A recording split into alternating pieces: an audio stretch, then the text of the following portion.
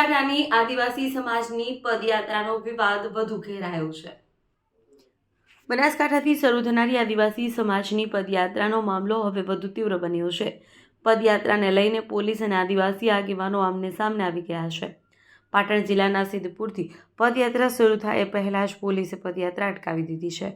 મોડી રાત્રે પદયાત્રામાં જોડાયેલા કાંતિ ખરાડી સહિત અંદાજે 50 જેટલા આદિવાસી સમાજના લોકોને પાલનપુર પોલીસે અટકાયત કરી છે। બાદમાં તમામને મુક્ત કરવામાં આવ્યા છે। અટકાયત બાદ આદિવાસી આગેવાનો જિલ્લો બદલી પાટણ જિલ્લામાં પહોંચ્યા હતા।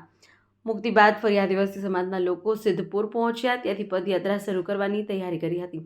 જોકે બનાસકાંઠા જિલ્લામાં આ પદયાત્રાને મંજૂરી ન મળતા તેમણે પાટણ જિલ્લામાં પણ પદયાત્રાની પરવાનગી ન હોવાથી સિદ્ધપુરથી પદયાત્રા શરૂ થાય પહેલાં જ પોલીસે ફરી અટકાયત કરી। પોલીસ તરફથી સ્પષ્ટ કરવામાં આવ્યું છે કે કાયદો અને વ્યવસ્થા જળવાઈ રહે તે હેતુસર તેમજ પરવાનગીના અભાવને કારણે પદયાત્રાને મંજૂરી આપવામાં આવી નથી।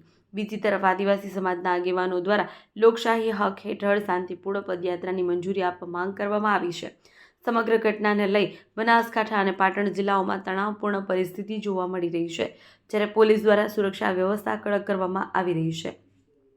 અહેવાલ હરગોવન ચૌહાણ, ખબર બનાસકાંઠા ન્યૂઝ। 65 વાળી આ ભારતીય જનતા પાર્ટીની સરકાર આદિવાસીઓ ઉપર જ દબંગગીરી કેમ કરે છે?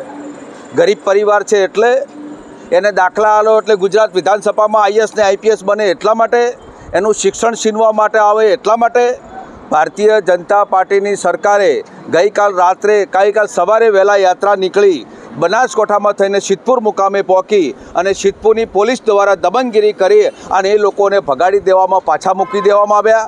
આ પ્રકારની રાજનીતિ જે પ્રમાણે ચાલે છે એ ભારતીય જનતા પાર્ટીની સરકાર, એક પણ ભારતીય જનતા પાર્ટીનો કાર્યકર રોડ પર દેખાતો નથી અને ભારતીય જનતા પાર્ટીની પોલીસ જ્યારે ભારતીય જનતા પાર્ટીનું કામ કરતી એવું વર્તન કરે છે। આપો ને પરમિશન, અને પરમિશન ના આપતે તમે ઉપર સરકારમાંથી ગરીબ અને મધ્યમ વર્ગને આદિવાસીને દાખલા અપાવો।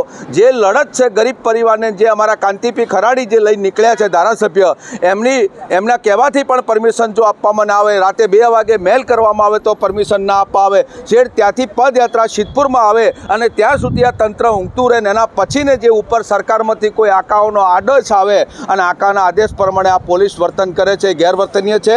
આવાવાળા સમયની અંદર પરમિશન નહીં આવે તો આ યાત્રા અમે ગાંધીનગર પહોંચાડીશું, રંગે ચંગે અને દાખલા લઈને જ જંપીશું। આદિવાસી સમાજને ન્યાય અપાવીને જંપીશું અને એસટી એસસી ઓબીસી ઉપર જે દબંગગીરી ચાલી રહી છે એ દબંગગીરીને હક ને અધિકાર છીનવા માટે અમે કોંગ્રેસવાળા ક્યારેય પાછી પોની કરવાના નથી અને અમે કાંતિભાઈ ખરાડીને કોંગ્રેસના પરિવાર સાથે છીએ।